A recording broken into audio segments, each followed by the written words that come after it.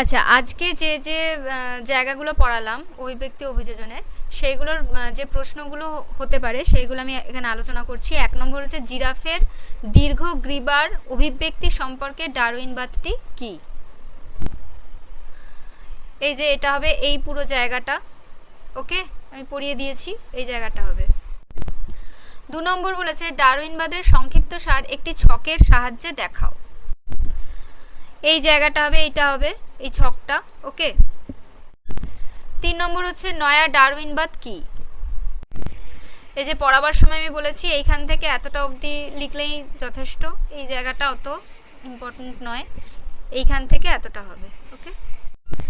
4 নম্বর হচ্ছে ডারউইনবাদের ত্রুটিগুলি লেখো। এই যে ডারউইনবাদের ত্রুটি, এখানে 6খানা ত্রুটি আছে। ওকে।